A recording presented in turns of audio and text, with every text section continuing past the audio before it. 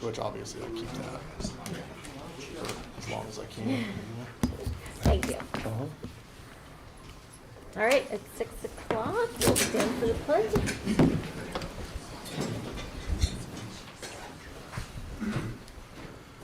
Pledge allegiance to the flag of the United States of America and to the republic for which it stands, one nation, under God, indivisible, with liberty and justice for all.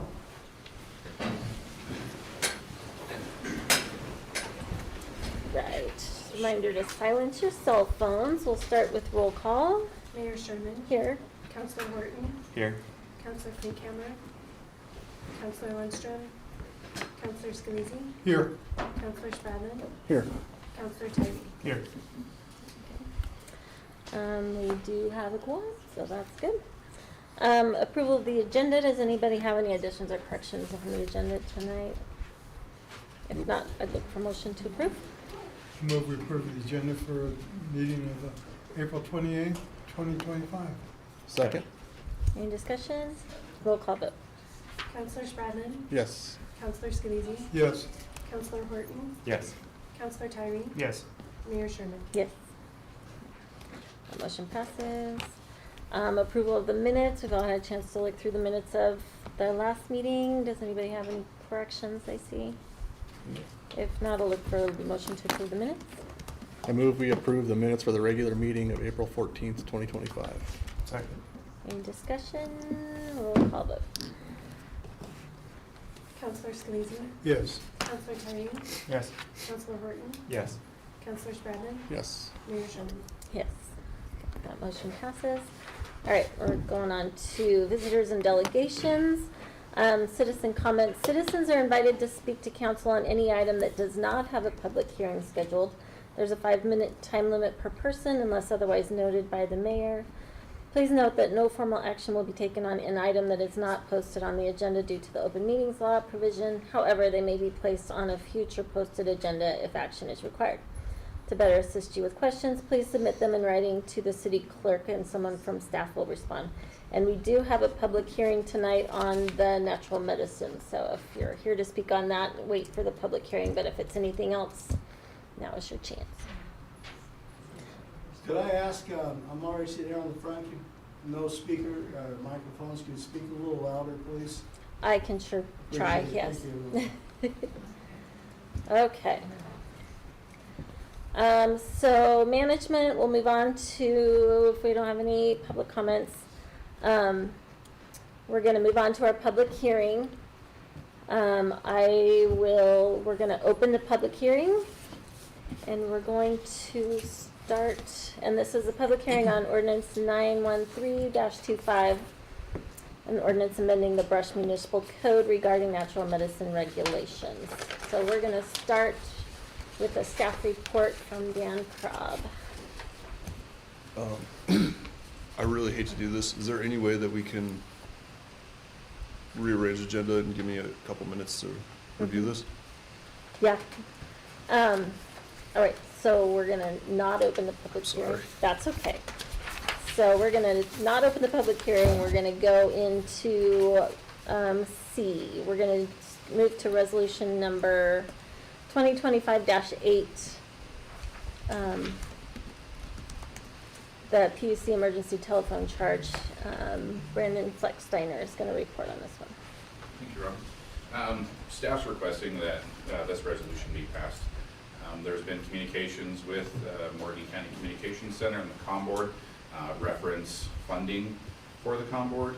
There's some heavy items coming up that are going to require a little bit more funding, and just to make sure that we're able to satisfy those items and get those things paid for, we're just requesting an emergency PUC for this resolution. Does anybody have any questions? We have it in our packet, so with that, I would look for a motion on this resolution.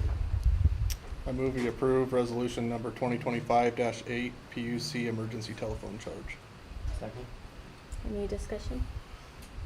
Just for the benefit of the public, we did talk about this at the last meeting, I believe it was, that we had here.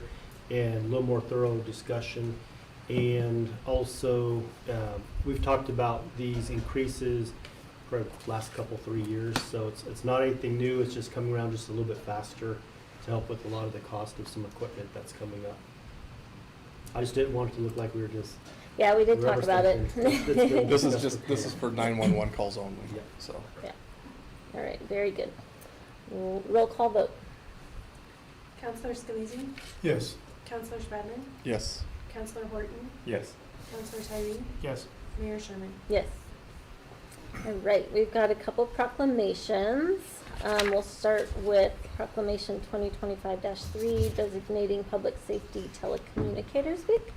Counselor Tyree is going to read this one. Proclamation number 2025-3, in recognition of National Public Safety Telecommunicators Week, to designate the week of April 13th through April 19th, 2025 as National Public Safety Telecommunicators Week.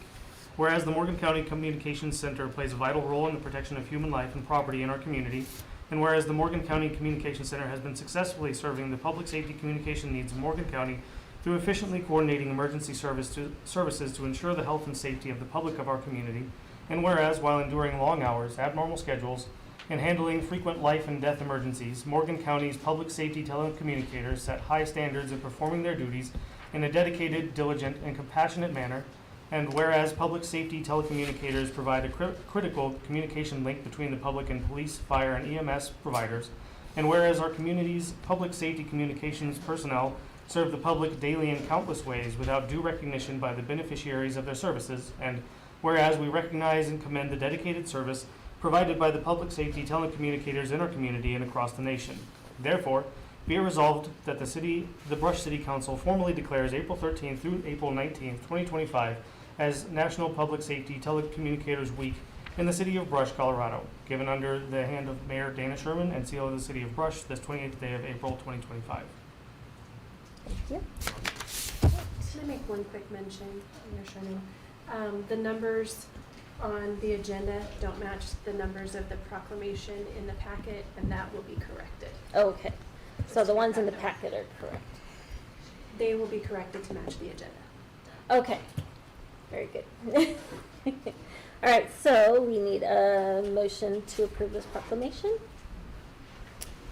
I move we approve proclamation number 2025-3 to designate Public Safety Telecommunicators Week. Second. Any discussion? Roll call vote. Counselor Spradlin, Yes. Counselor Tyree, Yes. Counselor Scalisi, Yes.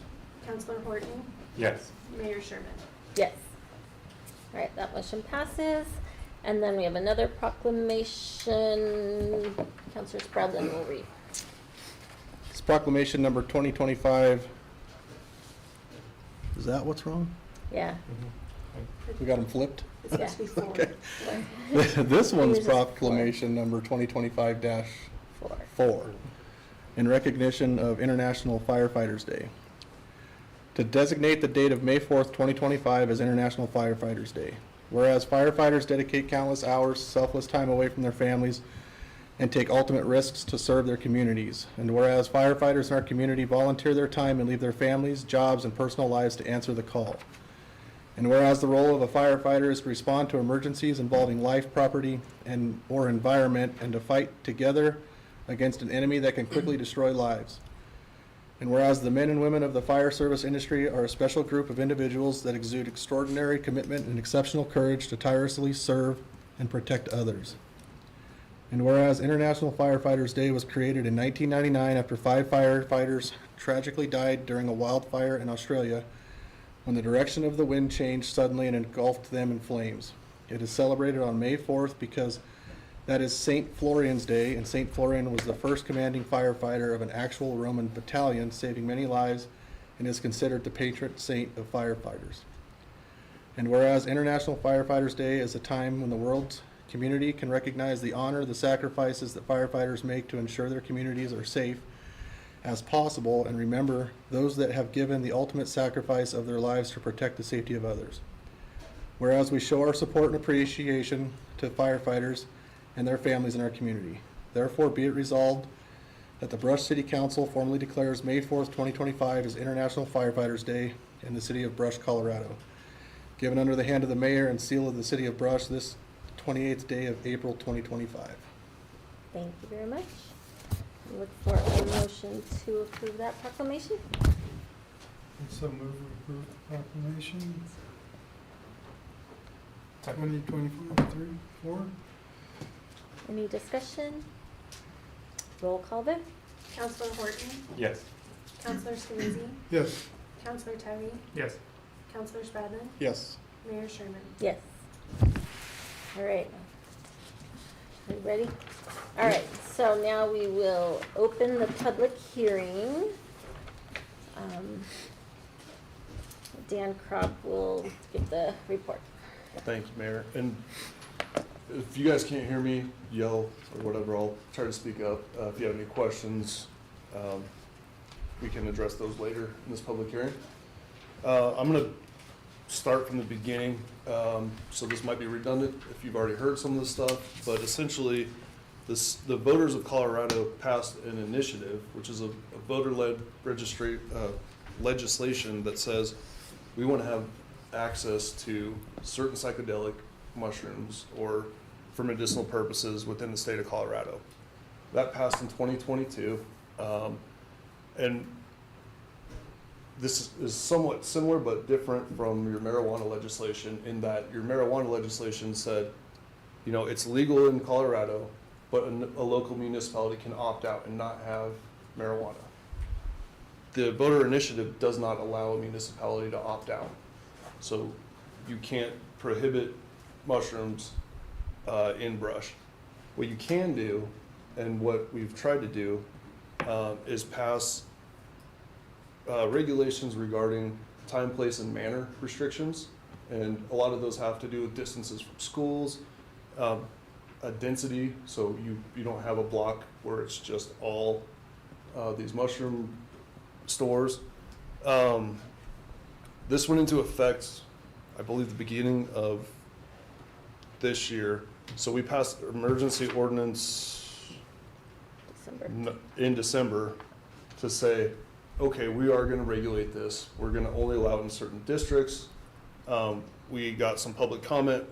The council talked about it quite a bit and said, you know, is it more appropriate to have these kind of facilities throughout the commercial place, throughout industrial, kind of what setbacks we want from different neighborhoods, all that.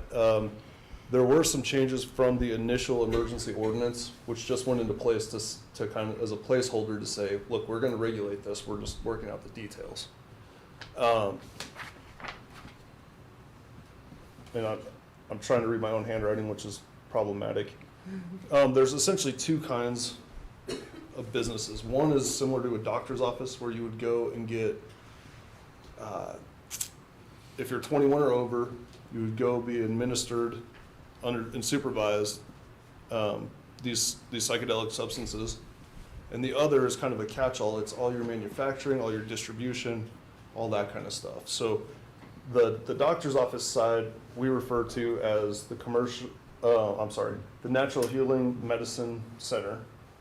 And this ordinance allows that as a use by right in the commercial district.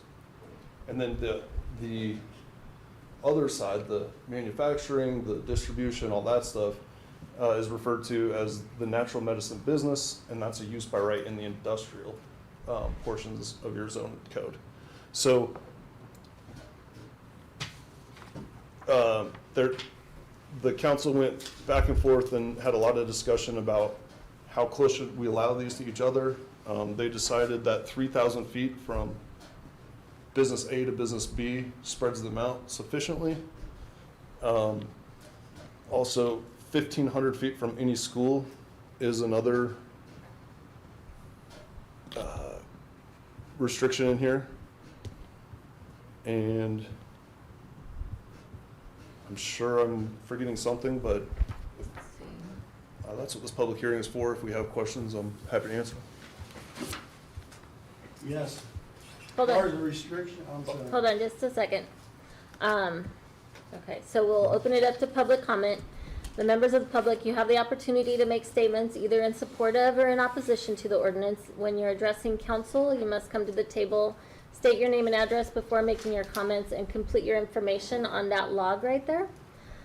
Each party given testimony will be given one opportunity to speak and must direct all questions regarding the ordinance to the mayor. So if you want to speak, just pop up to the table here and Before I state. sign it, how much more are you gonna add, if any, to what you were just talking about?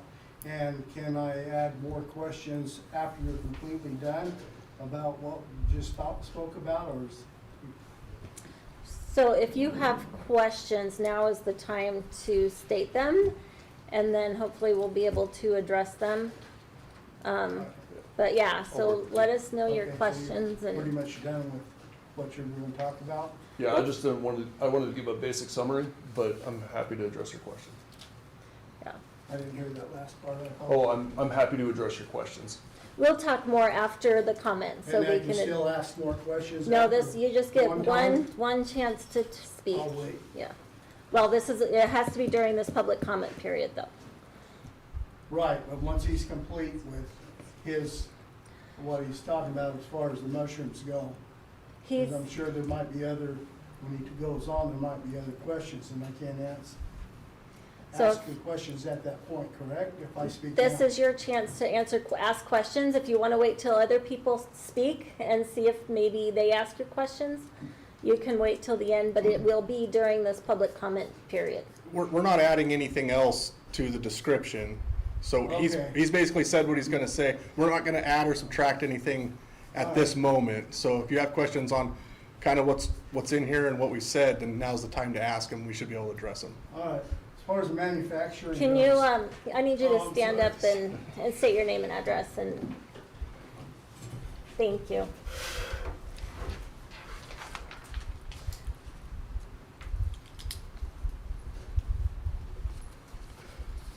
We should have brought our zoning map. Oh, yeah.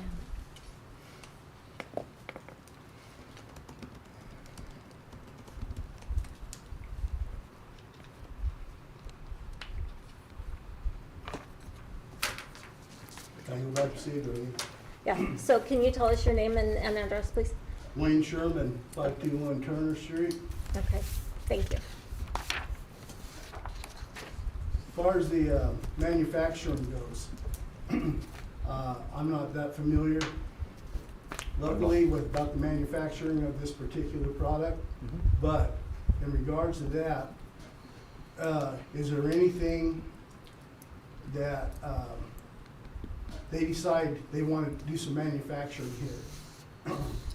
Is that, would you know if that happens to be the growth of it as well? I don't know if it's brought in, imported, or how it's brought into the manufacturing process, and how that would, if that is the case, in one of many. So the specifics of it, I'm not an engineer, I also don't grow mushrooms, but my understanding is the state sets up a scheme that regulates it, just like you have alcohol, right? And you can, what we're doing at the municipal level is we're saying you can grow, manufacture, distribute, whatever, in these areas, because it has to be somewhere in town. So we can limit where it is, how dense they are, things like that. It would be just like having a brewery, right? Right. That's regulated at the state level. They have your state liquor license, you have your health and all those regulations that you have to. So that's beyond the scope of what this ordinance does. All this ordinance says is this type of use can be in this zone district. So I don't know the specifics of it. Okay. We're just talking mainly, what we're concerned is here with the council meeting today, is the sale of the product once it reaches the market. Is that correct? I don't think it Both. can be sold from from there. The only place it's gonna be, it'll be given at these clinics. So it can either be provided in these healing centers, or it can be manufactured. Yeah. So we'll have the manufacturers, it's not gonna be like a marijuana pot shop or anything. You can't just go buy That's my mushrooms. next question. Yeah, it'll be, the only distribution will be to clinics that are authorized to dispense them to their patients. And,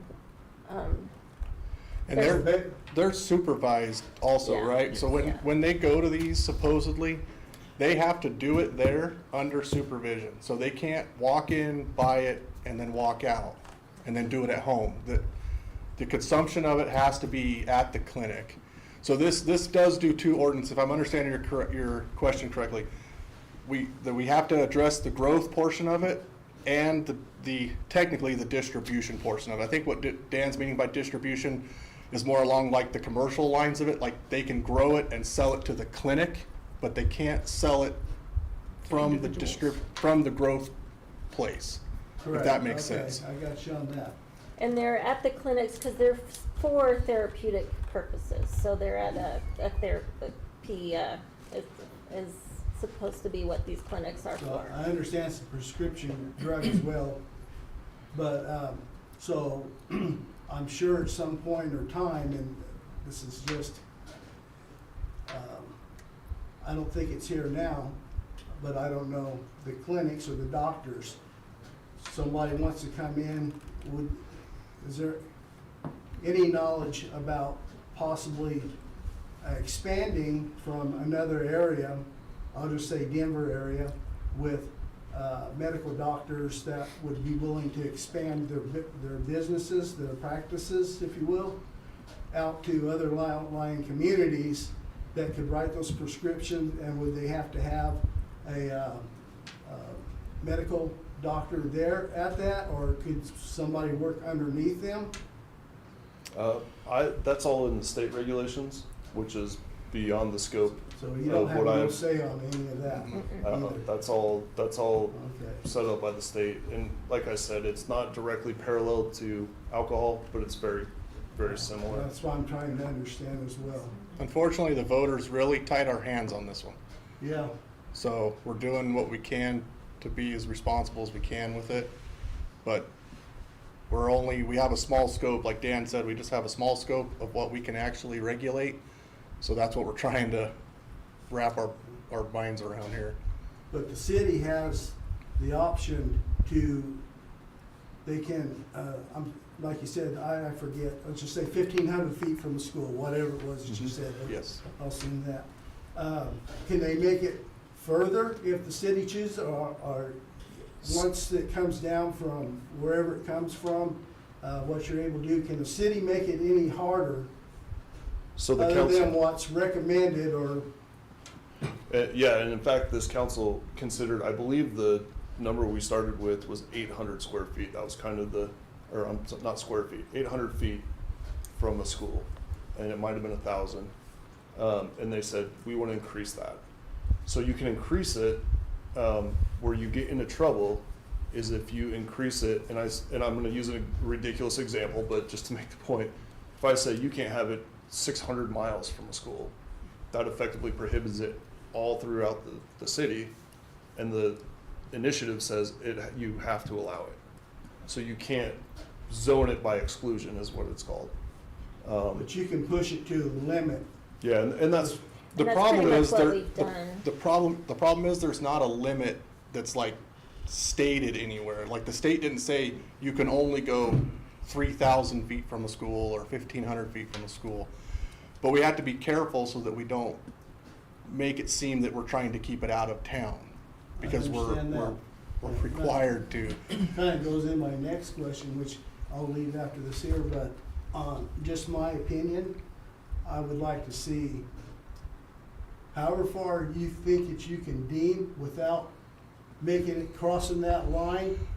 I'd like to see as hard as you can make it, and maybe even let them think about, it's just too hard there, or even to a point where possibly they would have to get an attorney to challenge what was made. That's what I would like to see. Thank you.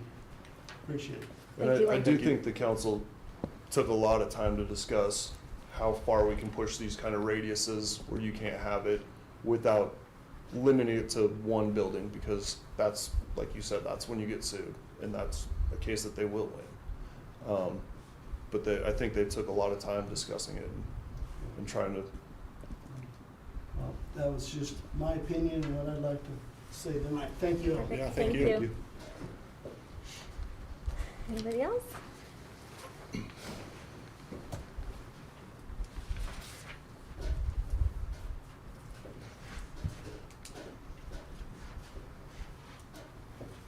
My name is Kevin Crook. I live at 719 Daniel Street. Okay. And my question, has a specific company requested a license? I don't have that information. I represent about 5 cities. In my other 4, that question has come up, and so far no one has. But have we? I am not aware of any.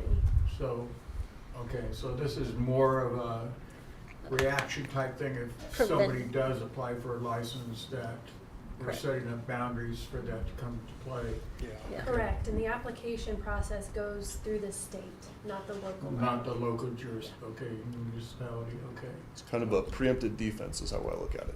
Okay, and then tying into Wayne's thing, my understanding is they have to go into the clinic and they have to partake it there. They can't buy it and take it home, No, they cannot. okay? And it's supervised in the clinic Okay, as well. and who says, who can get it? I mean, do they have to have a medical doctor say that they need it for whatever condition they have, or, I'm just trying to get Sure. wrap my mind around about who authorizes who to get it. You know, is it like a controlled substance where you have to have a doctor's prescription to partake of it? I believe it is. To be real honest with you, and I apologize, I have, when I draft these kind of things, it's very important for me to be thorough with them, and I haven't looked at this since about December. I will tell you that the Colorado Department of Regulatory Agencies has a webpage on this, Okay. and they can probably 95% of your questions, if they're regulatory, this would be your best resource. Okay. I'm sure city staff would be happy to help you. Really, our scope here is limited to zoning, setbacks, that kind of issue. All the who can take it, what is legal, what is not, is at the state level, which this would be it. Okay, so I guess we can only hope that nobody applies for a license, bottom line, so, Yeah, yeah. okay, all righty. So it sounds like your hands are completely tied about restricting them coming into the community. You can regulate time, place, and manner, but you have to have some place within the city limits where it's permitted. Now, when you say time, that means the hours of operation, or? Yeah, and that's a general, what you can regulate. It's a general legal theory. But yeah, all that has been addressed in here. So, like, can you say you're not open on Sundays, or you're not open on these specific days, or? I don't think we can go that far. I don't believe it went that far. Okay. I thought it was like hours of operation. I thought we had hours of operation. in Yeah. there. Like you couldn't do it over the night. It was like a doctor's office hours. Yeah. But you can't say you can't do it this specific day? I believe so, yes. Okay, all righty. Okay, all right. I think that answers all of my questions I had, so thank you very much. Thank you. Thank you. Sylvia Wilkins, I live at 1604 Edmund Street. I have questions about who's the practitioner. Are they really doctors, or they're just mushroom growers? I really should have What's done their more research. credentials, education credentials? I think aren't they psychologists that are probably, Cranking them out, yeah. University of Phoenix or somewhere. And do you have a fee for your license? That I guarantee. And that'll be at the state level, because I think it's a state-controlled license. And you can't opt out, so can the voters vote it out or not? They could, but it'd have to be at a state level. Yeah. It'd have to be a statewide referendum. So if you do it on Clayton Street, what about the library? You're pretty close to the library at the end of Clayton Street, Main Street, right? Is the library in our That's the core. core? It's in this. We have Or commercial, Because it's a very active library with a lot of traffic, all ages. put that down. So we did restrict it outside of our core commercial, which is downtown. So it can't be in the downtown area. We just need to see if the library is inside that core commercial area. What's the cross streets of the library? Cameron and Clayton, I'd have to come. or with a Emerson and map. Clayton. Oh, right. I'd have to come to the city and get a map to realize what all you're talking about. Yeah, so basically, like where all the businesses are on Clayton Street, you know, But you have commercial district, you have all the 34 that's got commercial, or yep, where's your industrial manufacturing, what do you call that? Because you've got a that's here. out pipe here. fitter thing, and you've got a So the auto shops there, that's not industrial, no. No, industrial's kind of just right out here. That's commercial, all of 34 from Grover's, Mhm. past Grover's on Yes. this way. Yeah. Yes. So we don't know their credentials. Yeah, Also, what about drug testing? You know, I'm not under the illusion that it's not gonna have hallucinogenics in it, because that's what mushrooms are, and that's what the state Absolutely. voted for, so let's don't be saying that. And I'm sure not. it's gonna put It's a, medicinal, the use can be yeah, anything, you know. yeah. yeah. You can smoke cinnamon or something and get high. So is there any way to test that, or? That's not in So our ordinance, The but, initiative decriminalized it at the state level. That doesn't do anything with like your employer if they want to test you. I'm And, not worried about that, I'm not employed, thank God. and I will tell you that there's a zoning map available on the website that Okay. can help you, because I'm unfortunately not quite as familiar as I should be with locations and everything here.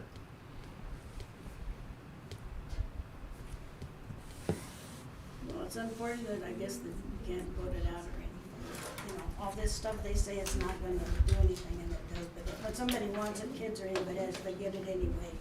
Yeah, it's been frustrating for sure. thank you, Sylvia. I can't find anything on the, I don't think it requires a doctor if that's what you're looking at. no, I don't think, It doesn't make a see, specific requirement for a doctor. it's a licensed service center.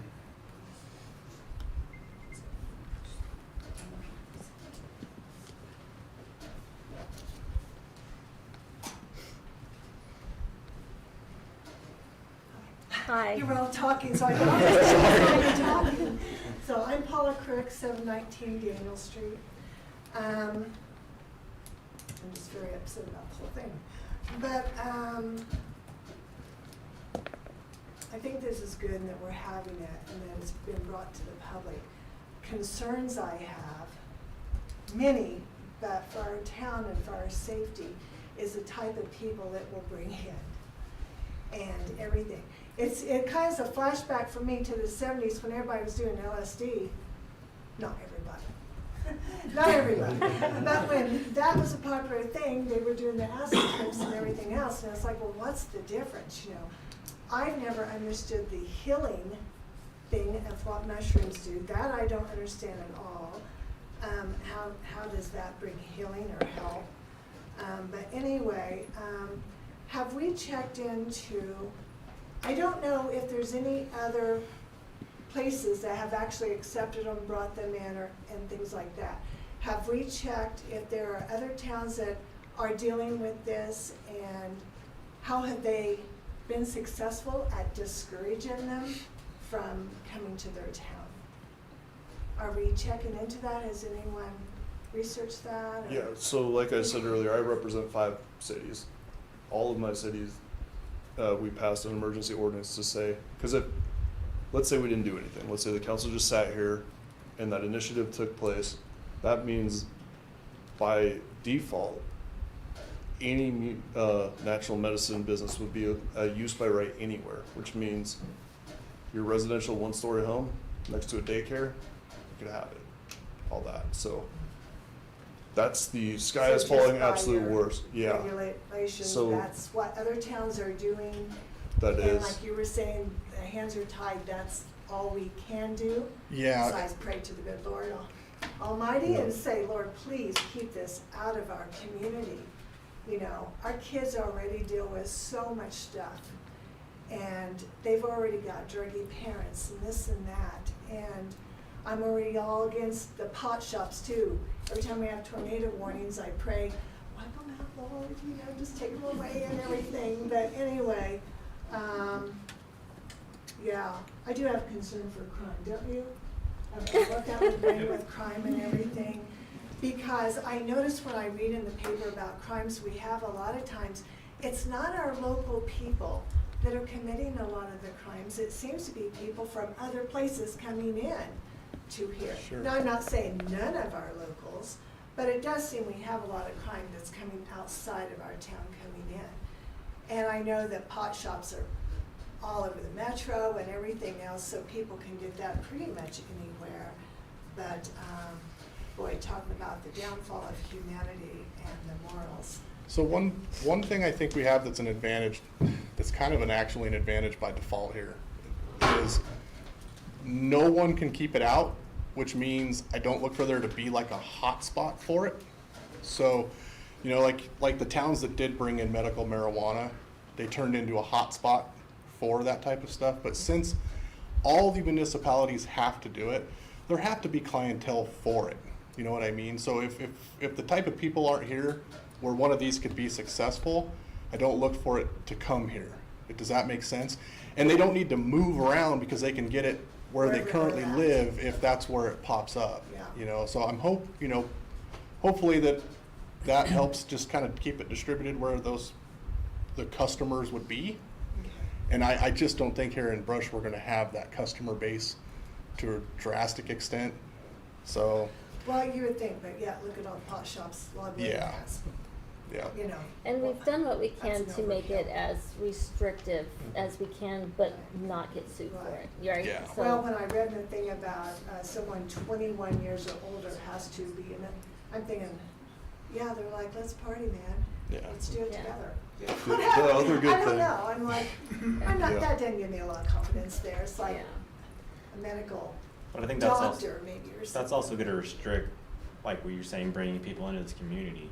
How it's structured now is saying you have to consume it with inside that business. Yeah. It's not like you can Right. take it home and have your party. It's like you have to Yeah. go there, You got take your little kids trip. running around, everything. Yeah, so- else. And it's not like you go there and get high and walk out the door high. You have Right. to stay there under supervision until you are completely over it.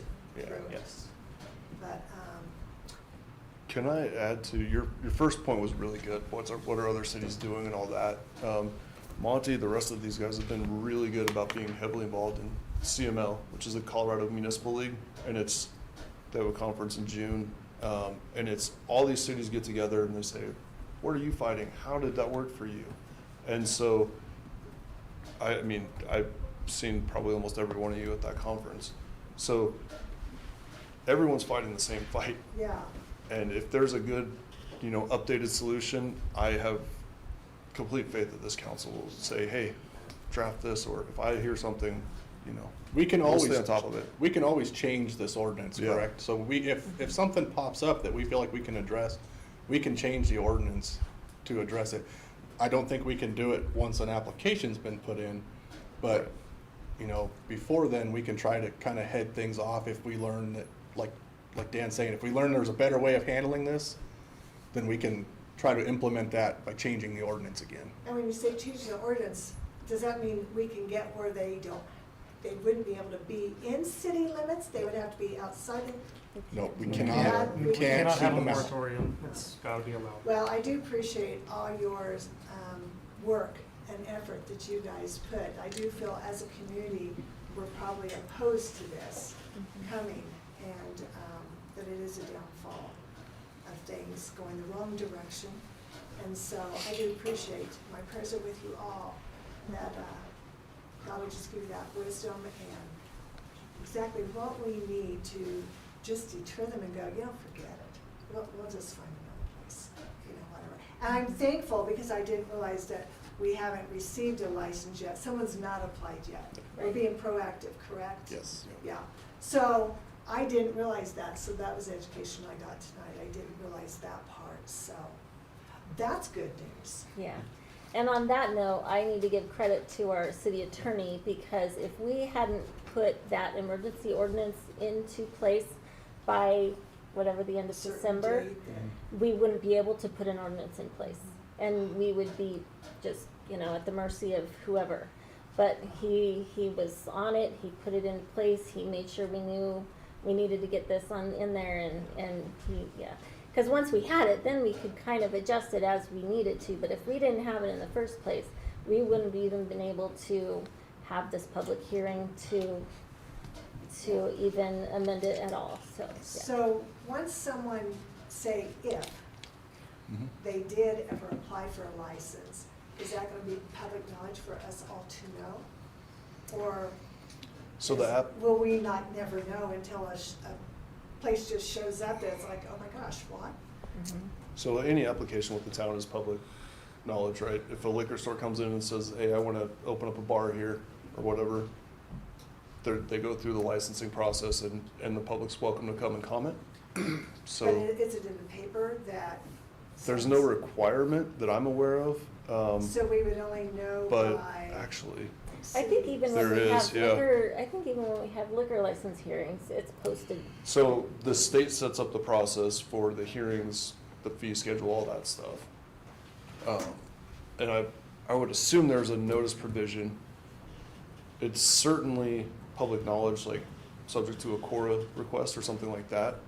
And the city could say, put it out in a newsletter or something like that if they received a, Does our they're not city required to. website have announced things on it, do we? It On our does, city but the website? bigger question is this specifically, if it's part of the required process, that I'm not sure about. Yeah, if it's required. With it being through the state, I can't answer that at this time, not myself knowing what their process is. Okay. I was just curious about that, because this is kind of like phase one, right? Yeah. We're kind of like phase one, so I just thought, when phase two happened, would we all be aware of it? Or is it gonna be a surprise, look what just popped up in your town? Well, I have a question about that. It just made me think of something. We have a city liquor license on top of the state liquor license, correct? Can we require a license for this and charge a fee for it, just like we do for this liquor license? I might have to look into that. Yeah, from what I've read, I have not found that to be the case, but. I haven't seen it, but maybe you just. That might be got the something to look silver into, bullet to- 'cause Yeah. at one point our liquor licenses were pretty high, The so. thing with the local versus state with your liquor license is that there is a lot of statute that allows liberty to the local branch or the local authority. It's my impression at this time that all authority is given to the state. And even if we were to issue anything, I don't know that we would have the authority to enforce it. I don't know that we would have. It's called preemption. If the state totally engulfs that whole area, then they have sole control over it. Okay. And I'm not sure, because last I looked at this, they said, oh yeah, we're gonna allow it everywhere, and they didn't even have a licensing scheme, so. Yeah, it's been pretty spotty at the state level too, on all the details on this, so.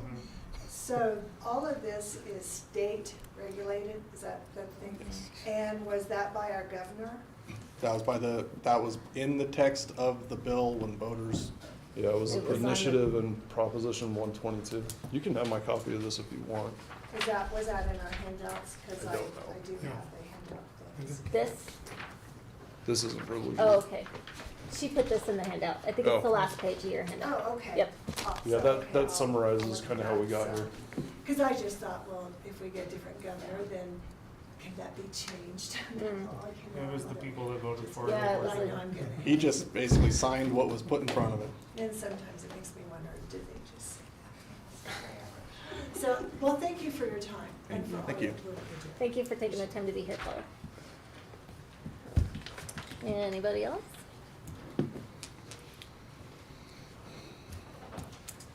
All right, so I will close the public comment portion and open it up for council's deliberations so we can have discussions. I can't remember off the top of my head, but did we include daycares in the, I couldn't find that in this just now, but I was Yeah, I going think over we it pretty have quick. daycares and I think we did. schools, 1,500 feet. 25 to 1,500 feet section. childcare, preschool, elementary, middle Okay. school, junior and high school, and residential childcare facility.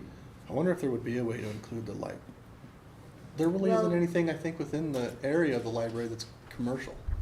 Well, and there's probably daycares right there by the library that would. Because we only allowed it in commercial zoning, correct? Mhm. And I don't, Outside of it. outside of the commercial core, is there commercial down 71 or Colorado? Yeah. Just on the end That, and then down by McDonald's type of thing? oh. I guess I could pull that up off the city. Isn't that all residential by the library? Yeah. Yeah, Yeah. but I'm just thinking, yeah, there's nothing, even if we did 1,500 feet from the library, I don't think there's any commercial where it would be allowed within 1,500 feet of the library. I don't think so. That I know of, unless, It doesn't look like it. okay.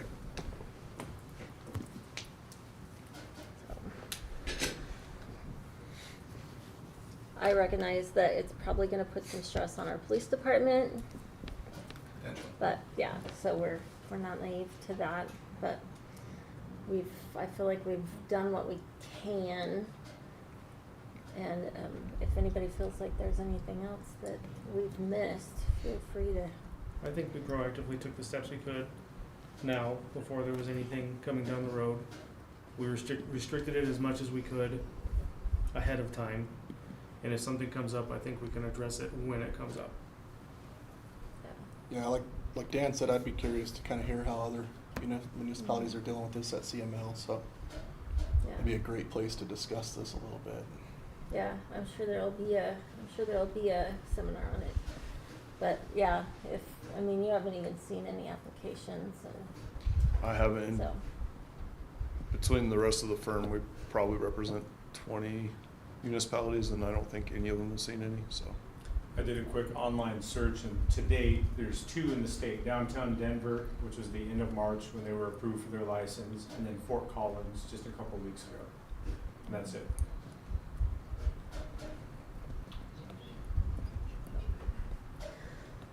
So, to be clear, is what we're voting on is we're not voting on whether or not we can allow mushrooms. We're voting on this. What we're discussing tonight is the ordinance that we've drawn up to regulate this to the best of our ability. Yeah. So if does anybody have anything? If there's nothing else in the deliberations, I'll look for motion to close the public hearing. I move to close the public hearing. Second. Any more discussion? Roll call vote. Counselor Horton, Yes. Counselor Tyree, Yes. Counselor Scalise, Yes. Counselor Spradlin, Yes. Mayor Sherman. Yes.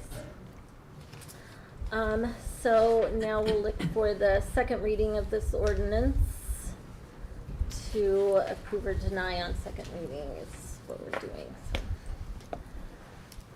Do we need to just, so somebody needs to present the second reading, right, and then approve or deny?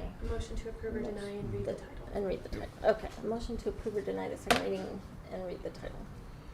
I move we approve ordinance number 913-25, an ordinance amending the Brush Municipal Code regarding natural medicine regulations. Second. Any more discussion? Roll call vote. Counselor Tyree, Yes. Counselor Spradlin, Yes. Counselor Horton, Yes. Counselor Scalise, Yes. Mayor Sherman. Yes. All right, that motion passes. So I appreciate you all taking the time to be here. It's very, very good. It's always good to hear from the community. All right, we'll move on to finance. Oh geez, wasn't ready. You want me to get it? I got it. I move we approve disbursements and payroll for April 15th, 2025 through April 28th, 2025, totaling $578,410.21. Second. Any discussion? Roll call vote. Counselor Tyree, Yes. Counselor Scalise, Yes. Counselor Spradlin, Yes. Counselor Horton, Yes. Mayor Sherman. Yes. All right, motion passes. We'll move on to staff reports. Tyler Purvis, Assistant Administrator. Thank you, Mayor. Good evening, City Council. It was good seeing the public here participating in the process. There is a 64-page document available online of the regulations that the Department of Regulatory Affairs has put together outlining the credentialing process for licensing, and then all the repercussions if you're not following the rules, and that kind of thing. So all that's available to the public if you want more information. Within our office, some updates that we have, our credentialing process that we started at the beginning of the year for all contractors. We have 5 different levels of contractor, depending on the scope in which contractors want to work, and so that licensing or credentialing does require them passing a test. We make it easy. We essentially give them all the answers, a study guide. They can go through and look at the questions and go back, an open book test essentially. But it's valuable because it gets the information that we want contractors to have in front of their eyes, for them to understand the types of things that we want them to know, and moves them in that direction of just being more professional and knowledgeable about the work that they're doing on a daily basis. So that's been positive so far.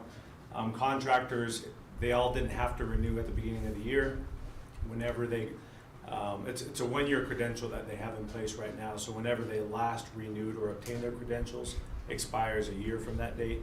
And so if May 4th last year they obtained credentials, they expire May 4th of this year, so they have to renew before that time frame, which does require the testing, whether they're past due or needing to renew. I won't speak on behalf of Fort Morgan, but there was a notification that went out where they're requiring all their contractors as of June 1st this year to provide ICC credentialing certification or a degree. They didn't specify what type of degree that is. And so that lifts it to a whole nother level that we were thinking about, and I don't know if we will down the road or not. Our credentialing, once you obtain it, is good for 3 years for the new one. And so we'll see how that plays out for the city of Fort Morgan. From one of their staff members is that there has been some grumbling from contractors regarding that because it's not cheap or fast to obtain that certification, and the testing requirements aren't just you just pop in and do it. It has to be scheduled out with proper proctoring, oversight, and so those pieces still have to come together. So I say that just because I think we're in a really good position right now for our credentialing process that really benefits our contractors, but doesn't put a real big obstacle in their way either. We are continuing to work with the consultant on the senior housing concept over by the golf course. That won't be a quick moving train, so it's just little by little working on refining that and working out the details and how it could potentially go forward. This is not a guaranteed project, but it's a concept we're putting together with hopes that we can work with the developer in some type of partnership to phase out some type of development to put that ground over by the golf course to good use. A reminder for the community that the Cinco de Mayo celebration is happening this Saturday downtown from 11 to 7:30, open to the public. Good food, good music, good environment there. Xcel Energy, Monty and I met last week or the week before, maybe it was the week before, virtually with our area manager, Hans, and he's been very beneficial to work with. He's fairly new to Xcel, but we've put a lot of requests to him based on roadblocks that we've had with Xcel through the years, and he's done a lot of work on getting answers for us that we weren't otherwise able to obtain. And so on this call, we were able to meet area engineers, area designers, and managers and all the different aspects of Xcel Energy, because one of the frustrations that we've had and that we've heard from contractors is that once they submit an application into Xcel, within this huge corporate bubble, they're not sure who to reach out to when they have questions and directions, and so we got to meet all the specific people at all these different levels of where we can point people and ourselves with different projects. As part of our franchise agreement, we're supposed to meet with them once a year to talk about our projects, any private developments, and any projects that Xcel is doing as well. And so that was our annual one there, and so getting all those right people in the room together, the virtual room together, was very, very beneficial. So just wanted to report that to council. And then as more information becomes available as it pertains to the community with Xcel Energy and our partnership with them, we'll definitely make that available. And that's all I have for tonight. Thank you very much. Thank you. Chief Flecksteiner. Good evening, everyone. Excuse me. So just a few things to hit on. There are some photos we haven't disseminated on Facebook yet of Commander Hosier and I taking part in VR training. So we sat with Axon for close to about 4 hours last week. sitting in our office playing with VR, so it definitely did not look to be the most exciting or the most professional looking, but these big goofy things in our heads. But we got a really good rundown on how the program works, how to implement it, and then the different tools that they have access to. So I came away very excited about it. I think it'd be a good tool for us. So I'm actually looking forward to grabbing Commander Hosier and having him come in and do some demonstrations, and then you can get some of the community engagement programs you have in here. And anybody who wants to go through, have an idea of what we're going to be training on, how to use it. Looking forward to bringing it into council and letting you guys try that as well. So another positive note, we did assistance with, we had a booth at the Eastmoreland County Library this last week for child abuse awareness and autism awareness. I was unable to take part due to another circumstance, but it sounded like it went really well. There's a lot of engagement. It sounded like those that responded and took part for the police department said it went really, really well. So just have to have that. FTO process still going well for our sergeant trainees, so I'm still told everybody's still on track for hopefully mid-May to be done, so hopefully we'll have 3 more people out on the road soon enough. Looking hopefully to be able to get our academy spot selected next week. The background's taking a little longer, just some references, that's taking a little longer. So those are all the, I guess I'd say, the more positive things. The largest, most prominent thing that's kind of happened over the last weekend was the crash. The fatal crash had happened last Thursday night. I was ultimately called out because of the crash had taken place. It was deemed to be in the county, so State Patrol was ultimately the investigating agency for it, but Officer Wells from us was the first on scene. Unfortunately, he had to be seen something he didn't want to. As everybody's aware, it is a fatal crash regarding an 18-month-old child was the one that lost its life. And Officer Wells is impacted very greatly by that. So it was a very tragic thing for him and a very big detriment, I think, on his mental state. But with that, we took a very positive note from it, and that he being somebody that's not from Brush, he's not born and raised Morgan County, he's not born and raised in Brush or Fort Morgan, he's from a completely different state. He got to see the benefit of being in Brush. He said that not only Brush itself, but Morgan County has banded around him for support and showing to make sure that he's okay and making sure he was all right. He said he's received countless phone calls from many different people that he hasn't really had that much contact with, but just checking to see if he's doing all right. So he's doing okay. He's not doing great. He's showing improvement. On top of that, there were others obviously that were on scene. I won't speak for myself. I got there well after the text, so I didn't get impacted. I know Chief Urick was on scene. There were multiple people that were present during the crash and ultimately had to take part in the investigation initially that were impacted very greatly. So very tragic thing for us, but I'd like to try to take it a little positively in that the police department itself also I think is very strengthened from this. We've kind of banded together and come together a little bit more, even more so than we did before, just because of the tragic incident that happened. So I try to note that, not focus so much intently on the crash itself, because it's not my case. It's Colorado State Patrol's incident, but I wanted to at least speak about how the police department here in Brush is handling the matter and how we responded to it and how everybody's taking it. So I think that will be the most important, because I think law enforcement, we get identified as RoboCops, and we don't have families, we don't have emotions, we don't have these kind of things, and something like that plays a very, very, very big part on somebody. That is a make or break a career kind of incident. You can think you want to do everything, all the stuff you see on TV, all the excitement you have, and then you see something like this, can make you walk away in a heartbeat, just because it's something that's that tragic and that impactful and causes such trauma on you. So I wanted just to speak about it, just to say that everybody that was there that night did a fantastic job. They did everything they possibly could for the little girl that lost her life. So I just want it to be known that they did real hero work that night. So I just want to make sure everybody's aware, especially yourselves. Yeah. Thank you. Fire Chief Urick. So, positive things first. We had 6 of our rookies attend training in Sterling over the weekend. It's called Fire on the Plains. They got their certifications for wildland firefighting, so they've completed their 130 to 190. May 17th will be our final day for our Firefighter 1 Academy. We will have our practicals.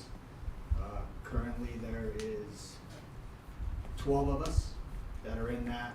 Once that's completed, we will move on to our hazmat operations portion. We get that completed, that'll be the most certified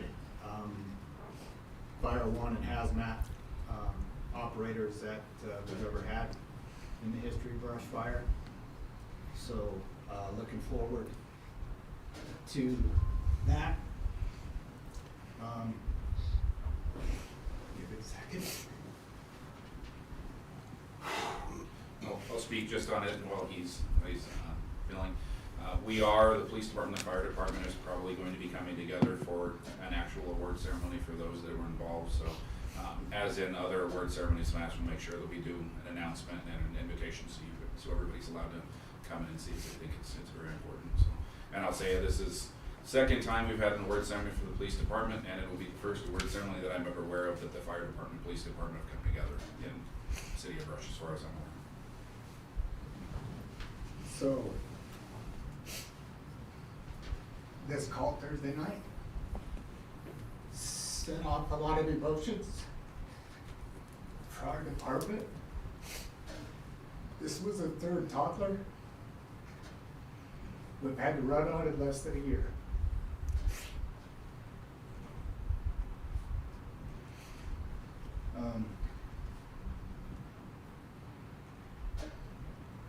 Majority of people get to run their whole career and not experience it. And majority of the guys on the call on Thursday ran on the first one. So it's taken a toll on some of our guys. We held a debriefing with all entities involved, Sheriff's Department, Dispatch, State Patrol. Just for, there's a group in Northeast Colorado that they're kind of a peer group that come in and do these type of debriefings, kind of breakdowns of the calls, and offer counseling and different things that are available to us. Been checking on our guys since the call. They seem to be doing okay. So we just gotta keep an eye on everybody and make sure it doesn't go the opposite direction. But like Chief said, it could be a career ender.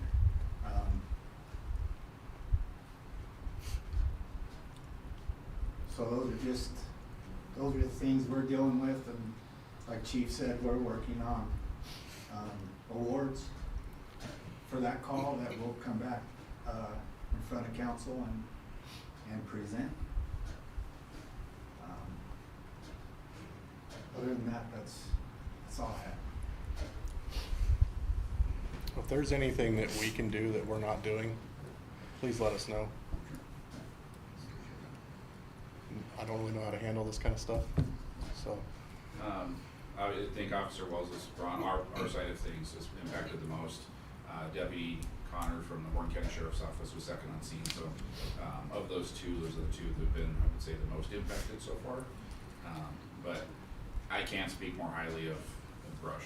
I mean, obviously not even being a Brush native myself, it's been a benefit to see a community that Officer Wells hasn't been even in Morgan County for too terribly long, to see him just today thinking about it. He's like, I love Brush. Like the way they've treated me and the way they've come behind me and stand behind me and support me. He's like, I couldn't have asked for a better police department, city, and community to be around. So. Do you have the support you need as far as anybody that's needing any kind of therapy, or is there anything we could do on that end? You have that available? Okay. Yeah, if we can do anything, even personally, not even at a council level, but if you need help with the award ceremony or whatever, just let any of us know. Appreciate it. Thank you. Thank you. Bill Corrick. Thank you, Mayor. Start off with the street department. We've completed 2 phases of our traffic study in and around Brush Secondary Campus. And it's delivering some pretty good information. We're currently on our third phase now, and that's collecting data on the connectors within the campus itself right now, different roads, as well as the proposed north exit. So hopefully we'll have that information pulled together this upcoming Friday.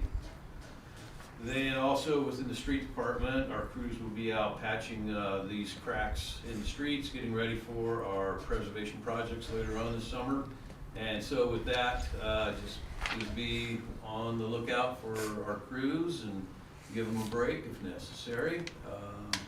We will also be starting to spraying some weeds and mowing some weeds and do stormwater pond maintenance as well. So that's also upcoming. Then in the trash department, I want to put a big shout out to the Beaver Valley Student Council group. They came out and they actually cleaned up along Mill Street, west of Hospital Road, and then down Glacier and down Yosemite and Watrous Park. We provided them with some vests, some PPE, and some orange bags, and they went out and collected it. And I think it shows a great community service, and it really shows, it gives them buy-in into their community. So I think that was a fantastic project, and I really look forward to doing it again. I mean, really happy with that. Spring break is coming up next week. So items need to be placed out with your regular trash on your regular pickup day by 7 a.m. in the morning in order for it to get picked up. However, please keep in mind some restrictions apply, and there's several of them, and so please call City Hall for more information on what those restrictions are. Things like lead acid batteries, tires, mattresses, TVs, electronics, those types of items. So, and also, talk about appropriate timing, we had the deaf unit on one of our trash trucks go out, and so we are currently only down to one trash truck at the moment, so please be patient. If your trash did not get picked up on your regular day, we will be trying to get around there to get it picked up as soon as possible. However, I don't have a time frame of when this truck will be back in service. And so we will do what we can with spring cleanup, and with the crews that we have, I think we will get through this just fine. I mean, they're a good bunch there. Water department, the bulk water fill station is back up and running again. We had it down due to a line break. That line had been in there since '65, cast iron, probably even longer than that, because that was the old fire hall, and it went into one of those lines that probably fed the old fire hall. So who knows, it could have been since the 40s, that cast iron line. However, it did break and it did flood in the basement of the street shop. And so we've totally eliminated that now, and I think we have a much better setup, but it's back up and running again. Then I met with NextEra, specifically with their South Platte Solar project, and they want to start moving forward with a new application for the Watershed Protection District, which will come before the council. They already permitted this area with Morgan County, and so they just wanted to know the probability of them being able to get a permit from the city, and what are the conditions that we are going to put on that permit. And I don't think they're too onerous. We're just looking at, if you're going to go out there and do this project, you're obviously going to be doing some cut and fill, clearing and grubbing, which means you're going to have to do some sort of dust suppression. We just want to make sure that the water you use over the top of our aquifer is a good quality drinking water. It meets drinking water standards. We don't want them going down to the South Platte, picking up a whole bunch of saline water with a bunch of PFAS in it and dumping it over the top of our aquifer. And so that's probably one of the bigger ones. Also look at installing some Sentry wells. That's SENTRY, not 100-year-old wells, but Sentry wells. And the whole intent is, if there is some problem, we will know about it way beforehand, and it'll also either prove or eliminate causation. And there's probably going to be some sort of financial security attached to this project, probably more so heavily up front, and then once the solar field is in, then it's probably not going to be as near as a big of a financial commitment to that. And we'll be discussing this a little bit more in the work session as Met with the operators of the cogen facility south of town about the water usage last week. This is part of a new agreement, and as such, with the CPP and Brush 4D, that original 1989 agreement has been superseded by so many of these amendments. They're really requesting, hey, we would like something new, clean, and fresh. And so we'll be working on that. We're still working on that one. But it was moving in a positive direction. Also met with Ducks Unlimited on the wetlands project on the city property next to the Beaver Creek, south of Brush here. It's proven successful with the removal of E. coli and bringing those numbers down in the Beaver Creek. And keep in mind that the Beaver Creek is what we call 303D listed, meaning it's use impaired because of the E. coli concentrations in that Beaver Creek. And so it did show a good removal of the E. coli, but also as a side benefit, it was also removing selenium as well. So at one time, the Beaver Creek had a selenium restriction on it as well, but I think that's been since removed. But it shows really good removal for that. And so while the funding will run out in June, they are willing to and would like to continue the project for another 2 years with other funding sources.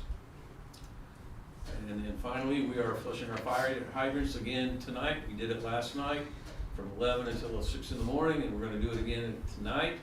We typically try to get hydrant flushing done 3 times a year. Several reasons. One is especially in the springtime, with the lower flows, you get sediment that builds up, and as you know, you got to flush your lines, keep them running clean. But the other benefit to this too is that we are exercising these fire hydrants. And so we know which ones are problematic and which ones need fixed. And so we're going to continue to do that again today. Again, 3 times a year is optimal. And if anybody experiences the brownish red water, just flush it out on your lawn or just let it run until it clears up. Keeping in mind this is aesthetics only. It's not dangerous or hazardous. So I guess with that, I'll take any questions, comments. Got nothing. Perfect. Thank you, Dale. Yeah, because I could go on forever. I know. All right, finance, Chris Buster. Good evening, Mayor and Council. I'll do my best to get through this quickly. I just have one item for you this evening. We did finally receive our last invoice from Pivot Energy regarding our solar. And of course, as a subscriber to the garden, we do share in production credits that are applied to our Xcel Energy bills. And for 2024, we received credits of $17,672, which is almost a 23% increase from last year. So since implementation as of 2021, we've received almost $40,000 in credits against our bills from the garden.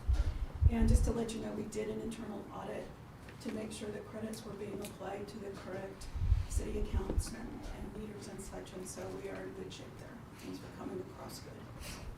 That's all I have for you this evening. Thank you. Miranda Becker. Just a couple things to report. Council chambers update. We are expected to be back in council chambers for the May 12th meeting.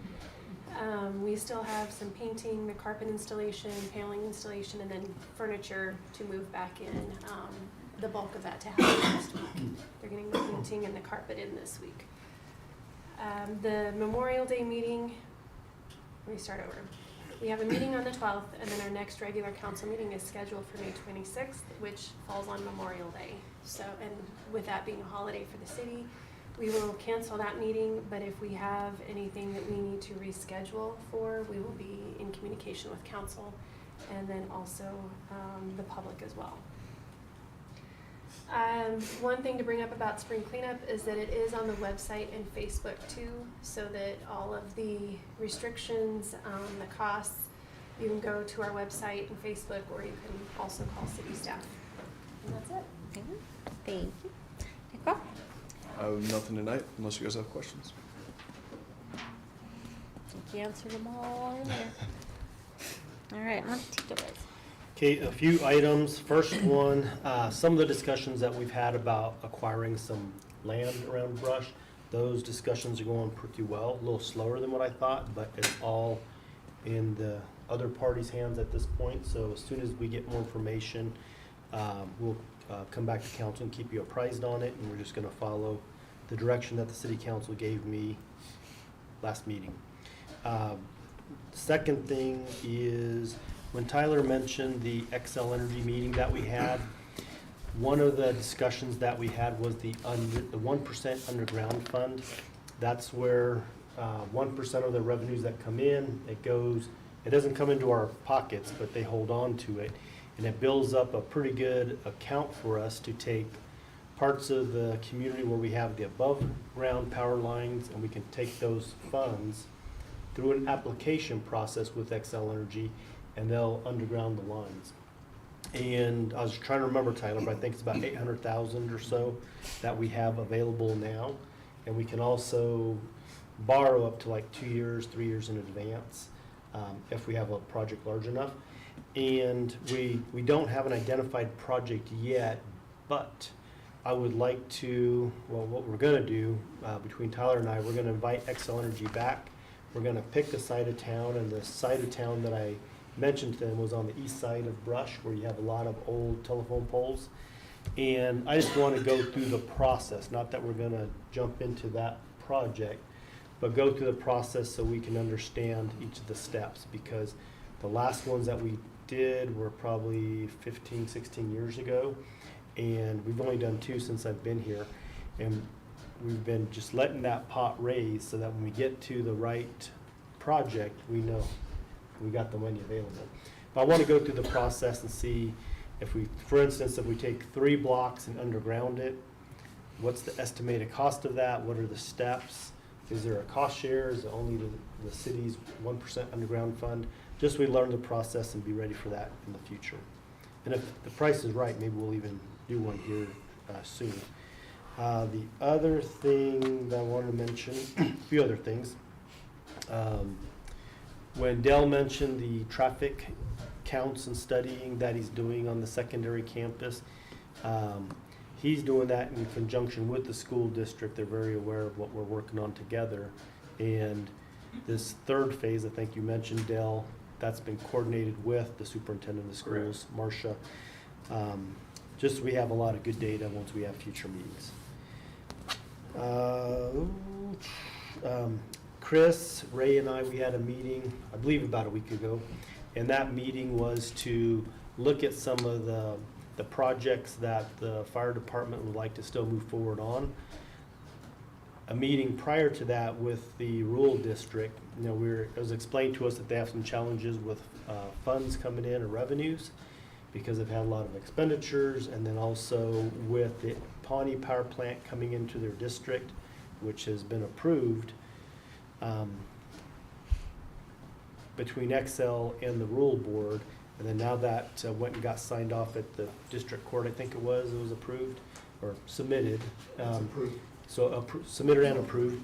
And then, but now there's a few questions out there. When are they going to start getting the funds? Are they subject to Tabor, which could affect the amount of revenues that they can bring in?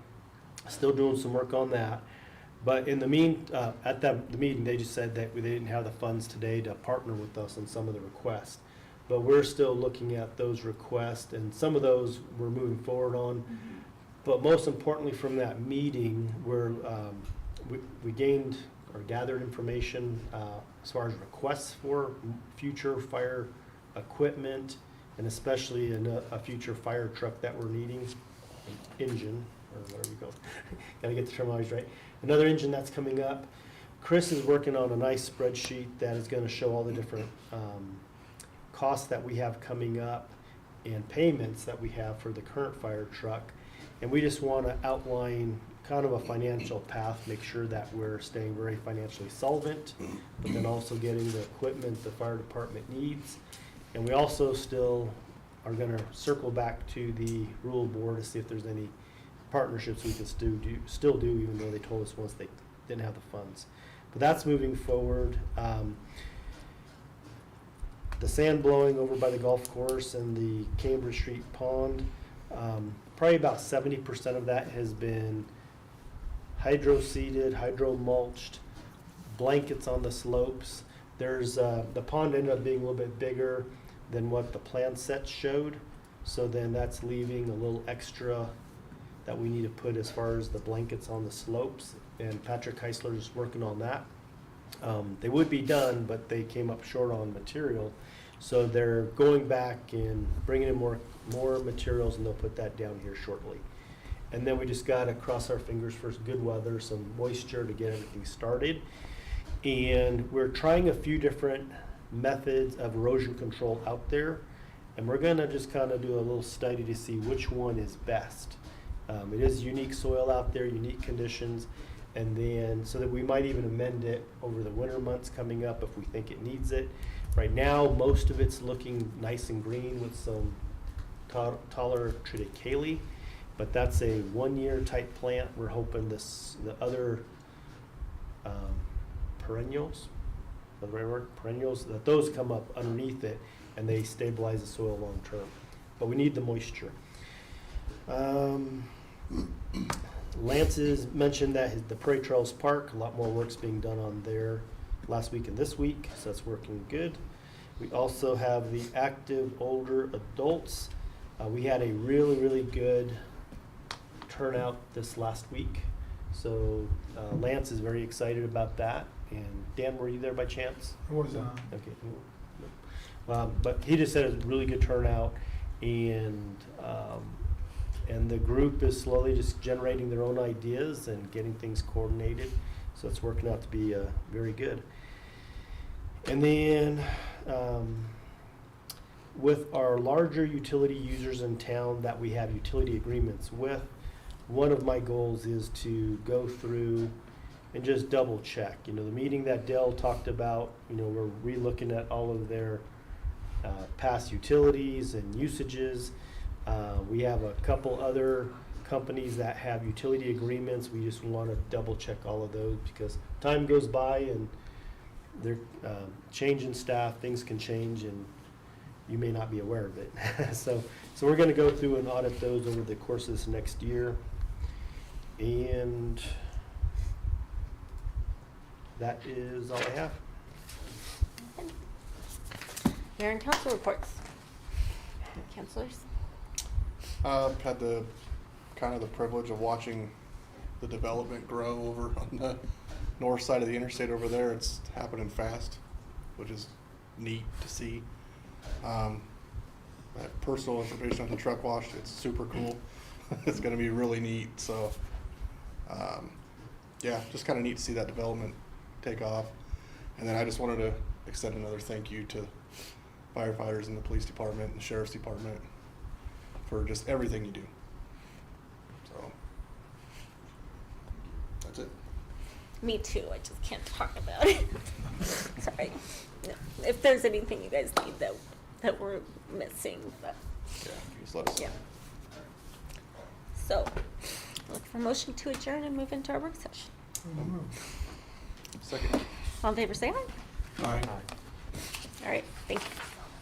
Okay, now that we're adjourned, I was gonna say, my wife texted me and said, I said spring break and not spring break. I need to correct.